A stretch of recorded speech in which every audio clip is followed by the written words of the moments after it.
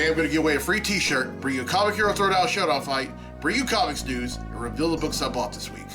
How y'all doing?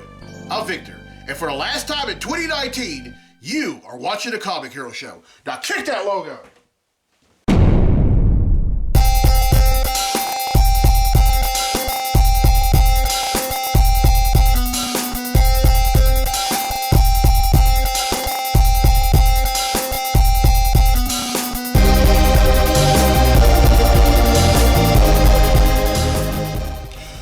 This week's edition of the Comic Hero Show. I'm your host, Victor Nutley, and I am the Comic Hero.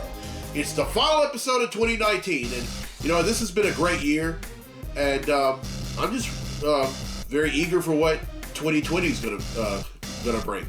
And I hope you all had a great Christmas. I sure did. I had a wonderful Christmas. Spent it with extended family, and went to my very first Dallas Mavericks game. Every Christmas is special, and every holiday that is special. Every day that I live is special. And I'm looking forward to the same thing in 2020, only better. Alright, it's time to give away a free t-shirt.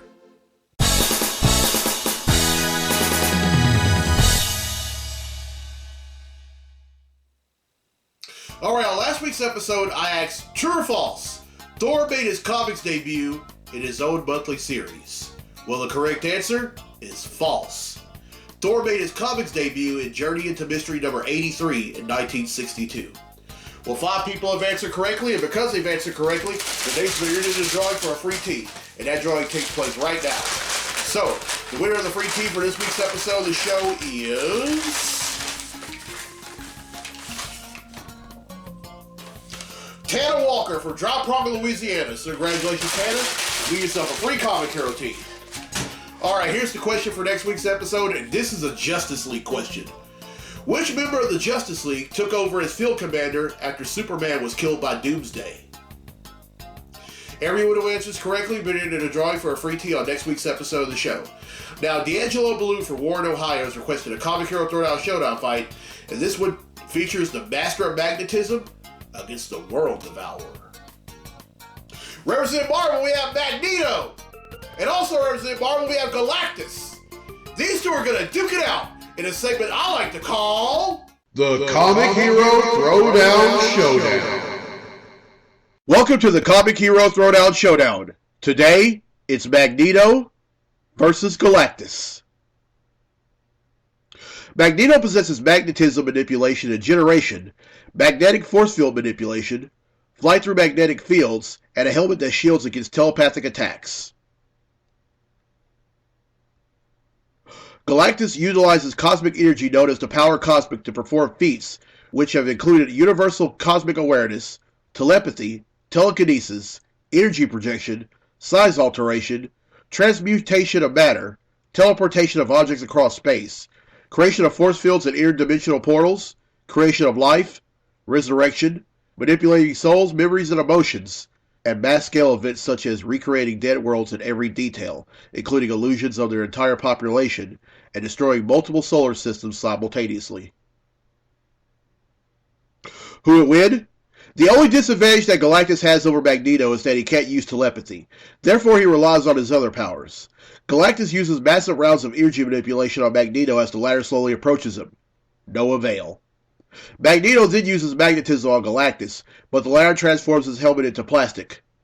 Galactus then asks, how can you use magnetism on something non-metal? Magneto replies, true, but there is metal in your blood. Iron. Magneto begins to magnetically siphon the iron from Galactus' blood. In a last-ditch effort, Galactus strips the mutant cells from Magneto's DNA, preventing him from siphoning even more iron. Galactus then concludes, leave me before I cause you more affliction. Galactus wins, and that concludes this fight on the Comic Hero Throwdown Showdown. Thank you, D'Angelo Ballou. I hope you all enjoyed that fight, and I'll have another one for next week. Now it's time for Comically Speaking, so without further ado, let's talk comics!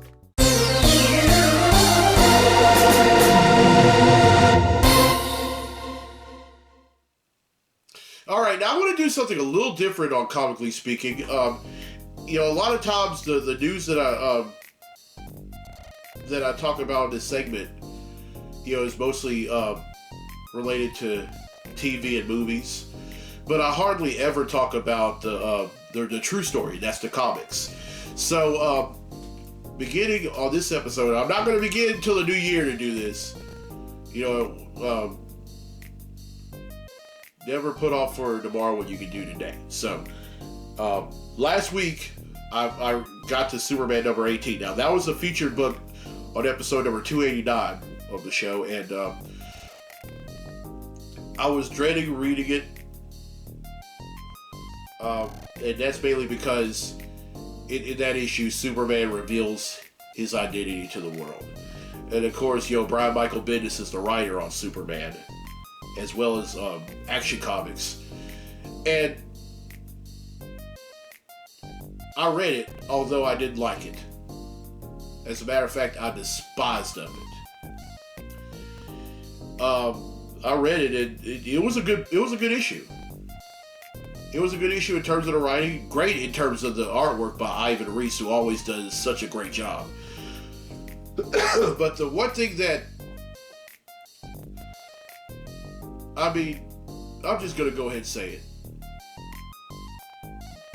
Brian Michael Bendis would have been better off popping squats on Jerry Siegel and Joe Shuster's graves.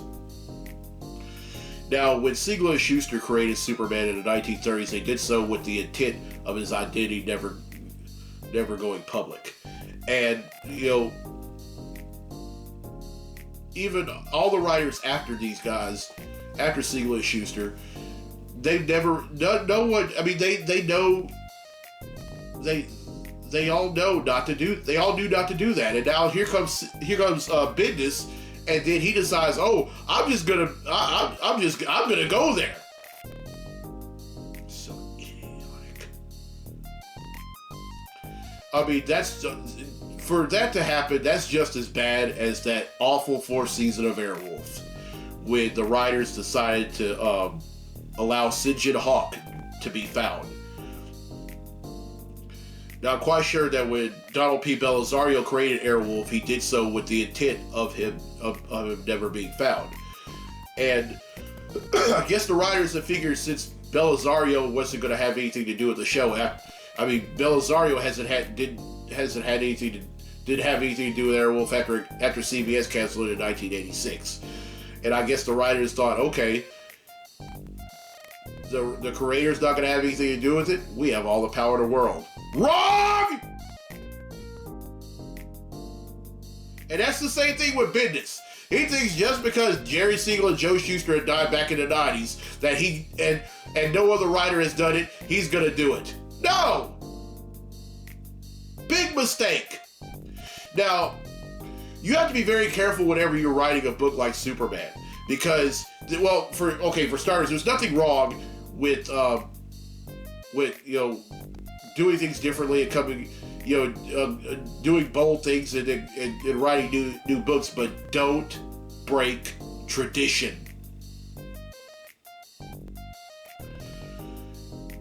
And that's exactly what Bendis is doing. He's breaking tradition. No other writer that I've ever read, in my lifetime of writing, and I can tell you right now. So, okay, let me give you a list of some of the writers that have been on Superman during my lifetime. John Byrne, Louise Simonson, Dan Jurgens, Roger Stern, Stuart Immonen, who wrote and did the artwork, Jeff Loeb, Jeff Johns, Kurt Busiek, Peter J. Tomasi. I could just go on and on. None of these folks ever did anything like that. And I'm quite sure any of the writers that have been on the book after Siegel and Shuster and before these guys that just named have ever done anything like that. Because they know better. They know Superman is like the ultimate, is an expert at living a double life. And that's mainly because he has super speed, but at the same time, that's just something you don't do. And I just hope Bendis I just hope he knows what he's doing. Because to do that.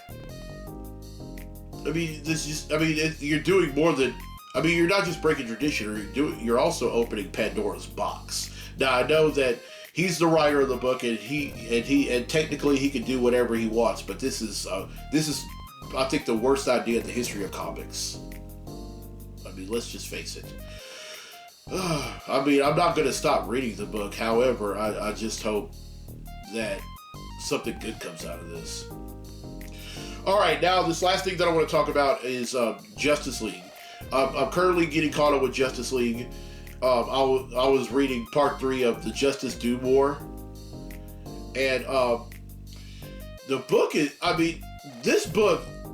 I mean, the way James Tynion IV, writes this book, it's almost. I mean, it's almost like reading an amped up version of the Super Friends in Justice League.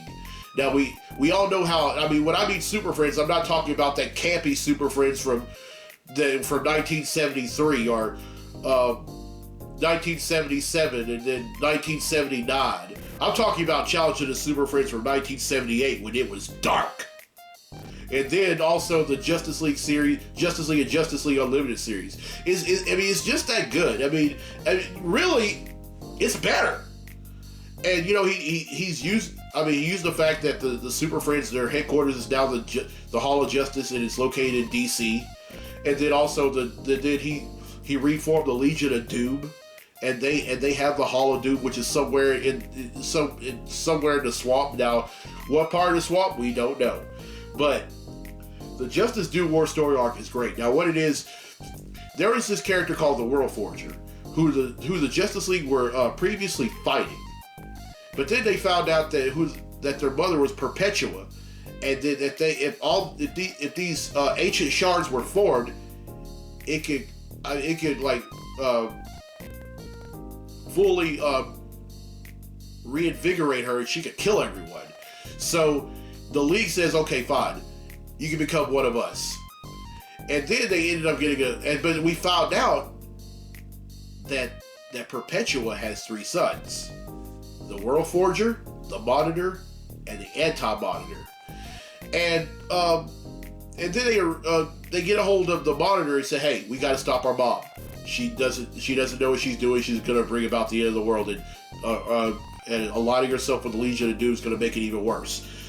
And they go in, and then they find out that there are these ancient shards. And with that, they can take down Perpetua and the Legion of Doom. And also they're trying to find the Anti-Monitor, which is their brother. And well, let's just say that the Anti-Monitor ended up fighting them, but he didn't come alone. Aquaman is joining the fray. So that's where I last left off. And as soon as I get caught up, I'll let y'all know what happens. But man, this book is so great. I love what James Tynion IV is doing on there, and also, some of the great artwork. I mean, at first the artist was Jim Chung, but then Jorge Jimenez has been on the book. He's now the regular artist on there, but also Howard Porter's been a guest artist, and then several others. And man, this book is just crazy good. All right, that's it for Comically Speaking. Oh, by the way, if you're watching this and you like, and just let me know what you think of this, the new thing that I'm doing for Comically Speaking. All right, let's get to the comics I bought this week.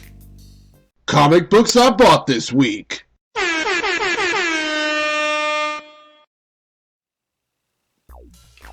All right, first up is Detective Comics number 1016.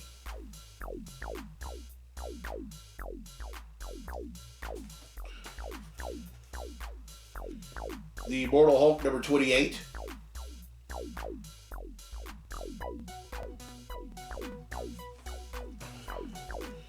New Mutants number 4.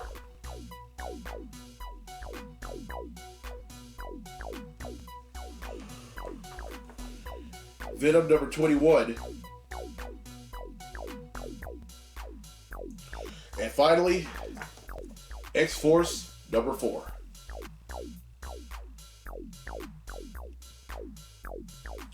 Alright, that's 5, which brings the total number of comics that I bought since December of 1997 to 9,776.